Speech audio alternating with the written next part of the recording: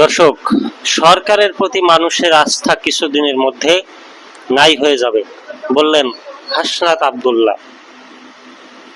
সরকারের প্রতি মানুষের আস্থা কিছুদিনের মধ্যে নাই হয়ে যাবে বলে মন্তব্য করেছেন কুমিল্লা ৪ আসনের সংসদ সদস্য ও জাতীয় নাগরিক পার্টির দক্ষিণ অঞ্চলীয় মুখ্য সংগঠক হাসনাত আব্দুল্লাহ।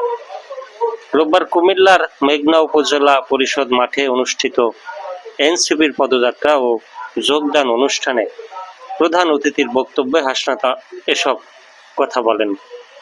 হাসনাত আব্দুল্লাহ বলেন, আইন শৃঙ্খলার যে অবনতি হচ্ছে, এই ধারা যদি অব্যাহত থাকে তাহলে এই সরকারের প্রতি মানুষের আস্থা যেভাবে তলানিতে ঠেকছে, কিছুদিনের মধ্যে সেই আস্থা আর থাকবে না। আইন শৃঙ্খলার অবনতির ধারা অব্যাহত থাকলে বর্তমান সরকারের প্রতি মানুষের আস্থা একসময় পুরোপুরি হারিয়ে যাবে। এনসিপির এই নেতা আরো বলেন, মানুষ বলছে এই সরকারের অনেক গুণ, কিন্তু ৪ মাসে মেঘনা উপজেলায় ৪টি খুন হয়েছে। একটি উপজেলায় ৪ মাসে যদি ৪টি খুন হয় তাহলে স্বরাষ্ট্রমন্ত্রী আসলে কি করেন?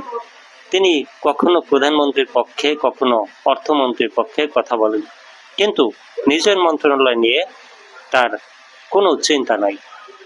অনুষ্ঠানে বিভিন্ন রাজনৈতিক দল থেকে আসা প্রায় ১০০ নেতাকর্মী জাতীয় নাগরিক পার্টিতে যোগদান করেন।